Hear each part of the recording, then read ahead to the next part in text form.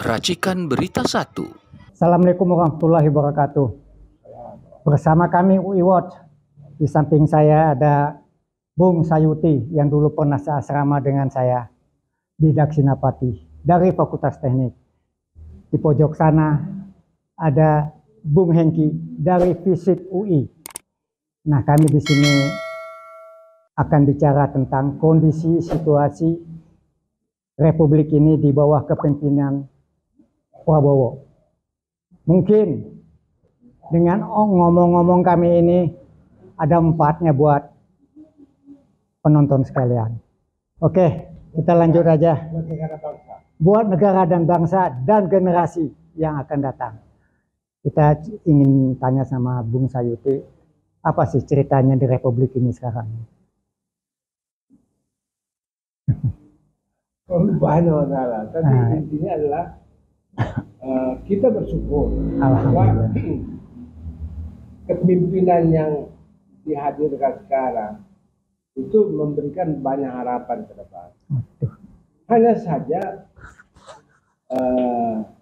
ya saya sih bisa menjelaskan kepemimpinan Pak Prabowo, Pak Hengki juga bisa menjelaskan juga bahwa ini satu model kepemimpinan yang tidak mau berbenturan langsung, tapi idealisme itu tetap diperlihatkan.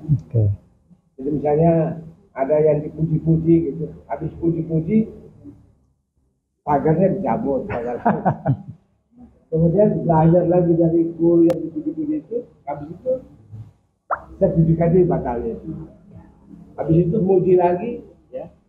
Kemudian IKN diblokir anggaran.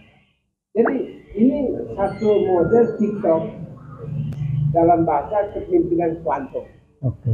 Jadi musuh itu tidak dibiarkan berada jauh, tapi dekat di dalam, nempel seolah-olah menyatu, padahal digangsir dari dalam. Memang di kepemimpinan Prabowo ini ada musuh. Kalau musuh negara itu selalu melekat kan? Oh, melekat. Selalu melekat. Maksudnya dari kelompok mana itu? Adalah. Ada. Nggak usah dipertegas ya. Tapi kita lihat di situ bahwa banyak orang yang kelihatan kurang suka kalau dipuji-puji misalnya. Kalau kita terus terang aja misalnya ada yang dianggap sangat berkhianat di negara ini, dipuji-puji itu kan nggak elok.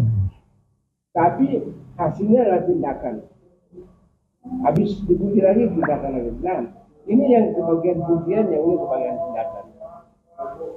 Kalau kita audit, rakyat untung karena hasilnya ada. Tapi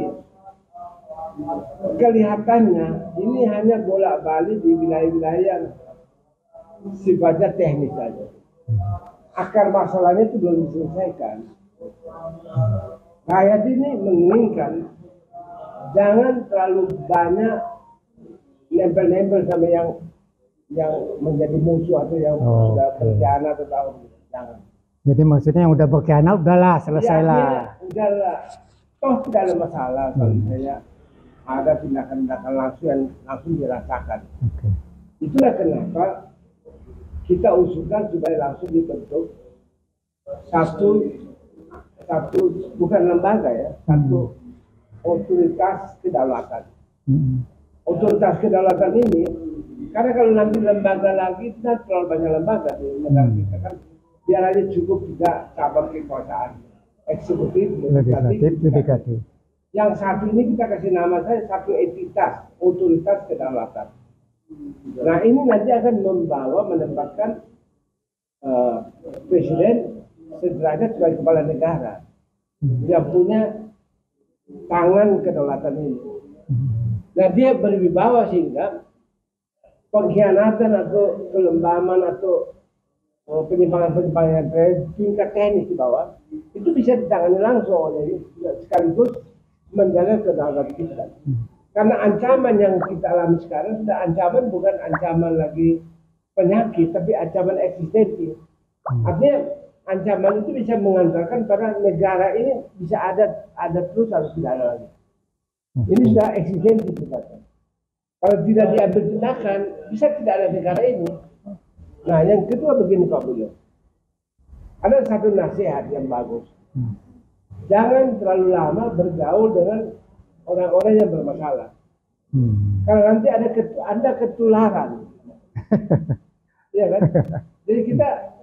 Jadi Pak Prabowo diharapkan jangan sampai ketularan ini penyakit dari orang-orang yang berkhianat dan sebagainya. Itu Pak Engki. Bahkan ada yang mengatakan bahwa kalau dilihat, saya kurang percaya, tapi ada yang bilang begini, jangan-jangan Pak Prabowo ini sudah didukunin. Ada yang begitu. Ada yang bilang diguna-gunain gitu Pak Engki. Saya sih nggak percaya, tapi artinya mungkin orang terlalu berharap. Ya. Jadi menganggap tolong dong cari siapa sih yang bisa ngatasi pendukunan seperti itu. Kalau saya sih tahu jawabnya bahwa ada satu filsafat di baiknya. Kalau orang main di wilayah dukun, itu sebenarnya wilayah yang antara terang dan gelap. Tapi kalau orang yang bisa mau bebas dari dukun itu, pendukunan itu atau guna-guna seperti itu, dia naikin aja spiritualnya sedikit di wilayah terang, maka serangan itu nggak kena. Oke. Tapi karena sayangnya orang sama Pak Prabowo, tolong dong bagaimana itu? Mungkin karena berharap ini cepat diselesaikan. Ya. Bu Engki, gimana ceritanya nih? Ya, kalau otoritas kedaulatan itu dalam pemikiran saya itu sangat penting. Ya. Tapi ya barangkali kalau kita ajukan ini kepada Pak Prabowo akan banyak pertimbangan. Karena di sisi kiri kanan beliau ini banyak yang tidak sukai jika ada lembaga, institusi, komunitas lain, ya otoritas yang nanti menyaingi mereka. Tapi karena ini melekat pada presiden, langsung di bawah presiden. Iya. Jadi kedudukannya bukan menyaingi. Iya, kalau mereka tetapi tidak suka, sama dia tidak suka presiden. Betul. Cuman sekarang ini kan Pak Prabowo tidak berjalan dalam kesendirian. Dan yang lain-lain. Iya. Tadi disampaikan tadi, ada orang yang berpikir tentang beliau itu didukunin. Apakah iya? Pertanyaan kan? Ya. Kalau memainkan perdukunan itu dia, kita tinggalkan dan naik sedikit tentang spiritual, religius, teologis kita, ini hilang. Tapi dalam konstelasi ini, perlu tentunya kita berpikir lebih real. Oke, otoritas kedaulatan dibuat. Siapa yang mengajukan kepada Pak Prabowo? Ini baru kurang lebih 120 hari perjalanan beliau. Ya, kira-kira gitu kan? Dan ini akan membantu besar kepada berbagai kebijakan Pak Prabowo. Di sisi lain, ada banyak orang-orang yang akan memiliki kepentingan yang saat ini sedang berjalan, yang juga ada di dalam kabinet seperti kata abang tadi. Siapa sih musuh itu? Kira-kira gitu kan? Adakah di dalam? Ya, kata Bang Sayuti tadi, dia nempel. Pak, ya, iblis itu akan datang kepada manusia ciptaan Tuhan. Sepanjang manusia itu kuat berdoa, sepanjang itu juga iblis akan mendekati. Nah, ini sama dengan kepemerintahan. Satu-satunya adanya pembersihan tadi reshuffle. Setuju saya. Sekaligus dengan membentuk tim otoritas kedaulatan. Ini yang saya berharap. Jadi negara kita udah nggak berdaulat nih ya. Saya boleh katakan Indonesia berdaulat, tapi berdaulatnya kayak apa ya? Kedaulatan itu di tangan rakyat. Soalnya ada negara di dalam negara nih. Iya, nah kalau kedaulatan itu Pak di tangan rakyat. Kok ada negara di dalam negara? Orang bertanya, negara mana yang ada di dalam negara Indonesia? Pertanyaan itu kan Pak? Negara aguan. Lah, oke, kita tidak menyebut seseorang namanya aguan atau apa atau segala macam. Ini sebuah kenyataan Pak, realitas. Kenapa terjadi pemberontakan di PIK 2? Ya udah kita nggak usah bicara aguan kek TW kek setan moyang siapa itu pokoknya ya. Tapi yang kita bicara tadi bagaimana pembentukan otoritas kedaulatan untuk menghandle persoalan ini salah satunya. Dan persoalan ini hanya pintu masuk Pak. bahwa 90-80% laut yang ada di Republik India sudah dikapling. Dan tidak bisa kalau presiden bertindak sebagai kepala pemerintahan, nggak bisa. Iya. Bersaing sama yang lain. Itu yang saya bilang tadi. Karena sebagai pemerintahan dia memiliki sistem. Terbatas. Iya. Keterbatasan itu adalah dia menunjuk pembantunya menteri. Sementara ada kurang lebih 100 di kabinet ini termasuk wakil-wakilnya. Barangkali ada 30% titipan. Yang tadi Bapak bilang, ya, ini kamu sudah dalam selimut. Ya, saya nggak tahu itu. Tapi kita melihat sebuah kenyataan. Oh ini. Ya. Contoh terjadi perbedaan pendapat. Yang melakukan adalah pembantu presiden yang namanya presiden Menteri Bahlul. Menteri apa? Salah bilang Bahlil. Ya. Terus Gerindra, Pak Prabowo menyampaikan itu lewat Dasko. Itu bukan kebijakan saya, Dasko menyampaikan itu bukan kebijakan presiden. 2 hari kemudian muncul Marham Idrus Marham, Sekjen Golkar. Tidak mungkin Bahlul ini bikin kebijakan tanpa sepengetahuan presiden. Nah, ini ada apa? Mana yang benar gitu? Ya. Nah, ini sudah membuktikan tadi bahwa tidak adanya sinkronisasi di dalam pada saat pemerintahan. terjadi saling menghabisi pada level yang sama. Iya. Pak Prabowo diminta naik ke atas. Iya. Sebagai kepala negara, sebagai presiden. Tegas lah ya beliau. Yang otoritasnya itu adalah kedaulatan. Nah, otoritas kedaulatan itulah yang mau berfungsi untuk ini. Tapi karena sekarang kan belum ada otoritas kedaulatan. Nah, sehingga saya punya analisis politik. Silakan dicatat, silakan diviralkan.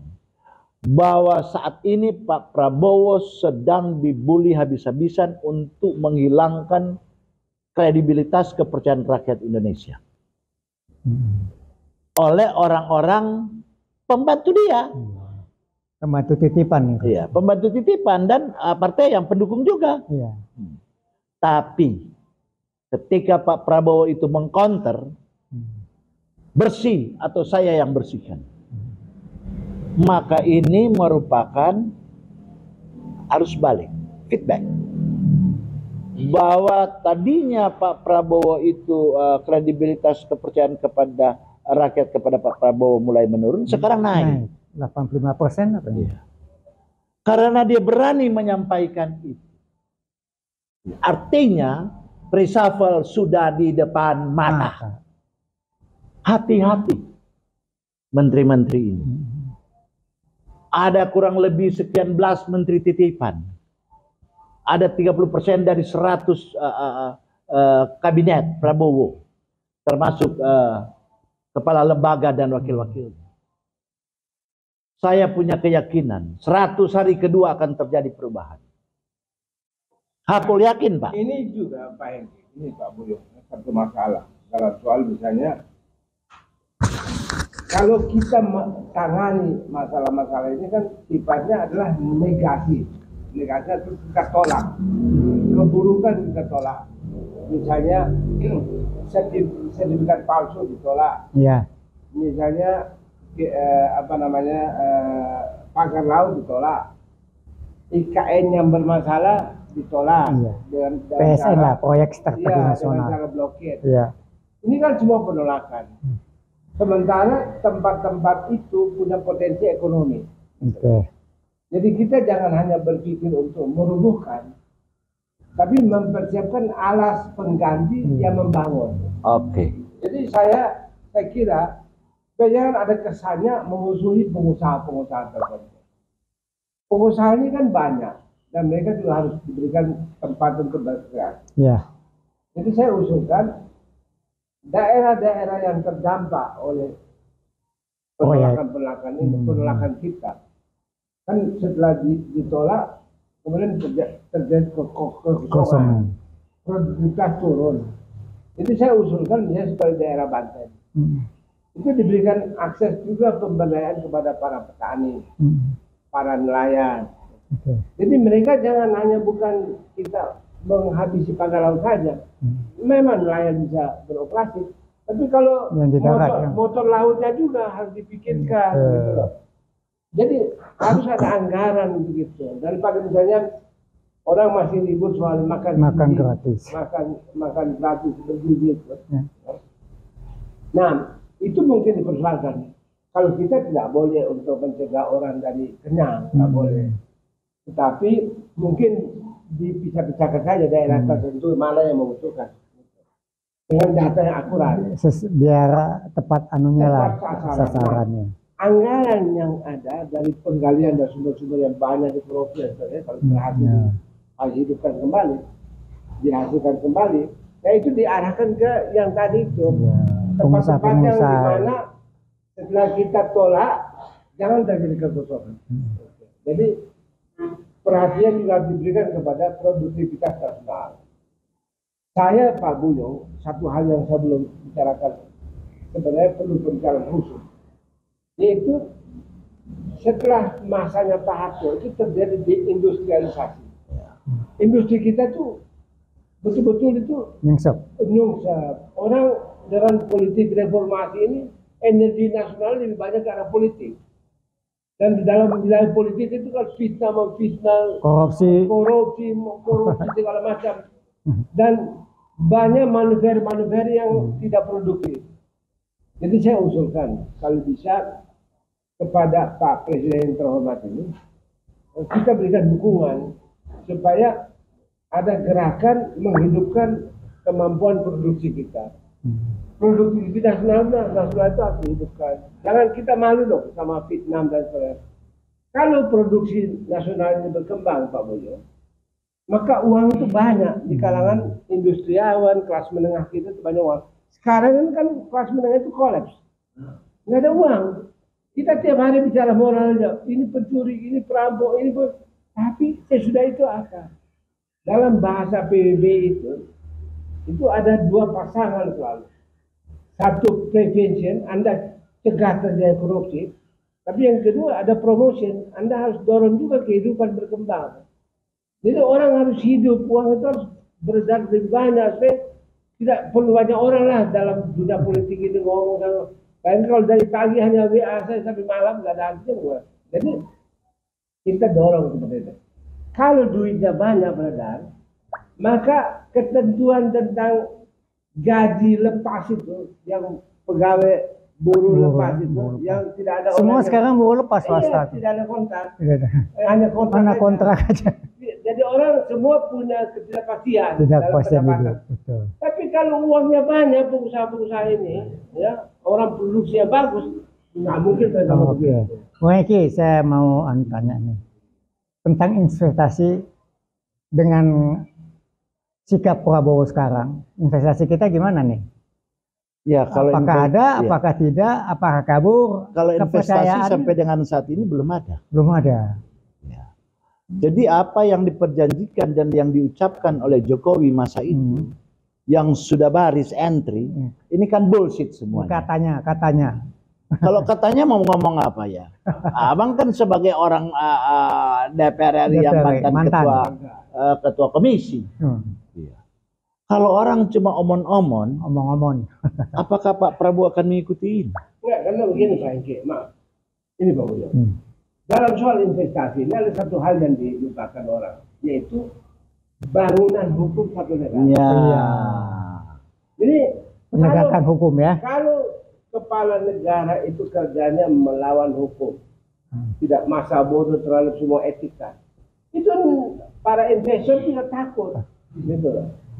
Nanti uangnya masuk di sini, nasibnya seperti apa? Ini hukum bisa dibeli semua. Ya, jadi antara politik, keamanan dan hukum harus terjalin agar investor itu berani masuk. Jadi kalau tiga modal ini tidak bisa, ya ngomong apa? Iya, kalau Pak Prabowo itu juga ragu-ragu dalam soal hukum. Nah, itulah investor juga bisa takut. Yang dibutuhkan secepatnya membentuk otoritas kedaulatan. Itu. Oke, terima kasih. Demikian tadi bincang-bincang saya dengan Bung Sayuti, Bung Hengki dari UI Watch. Mungkin pada saat ini kami berharap negara ini berdaulat, ya, sehingga rakyat bisa merasa tenang, berbisnis, berusaha, ya. Mungkin juga dengan kasus yang ada ini kita bisa membantu Amin. Prabowo dan berharap sama Prabowo supaya beliau tegas. Yang salah itu salah, yang benar itu benar. Demikian harapan kami dari UI Watch. Prioritas, Probabilitas Justisia. Terima kasih atas perhatiannya. Assalamualaikum warahmatullahi wabarakatuh.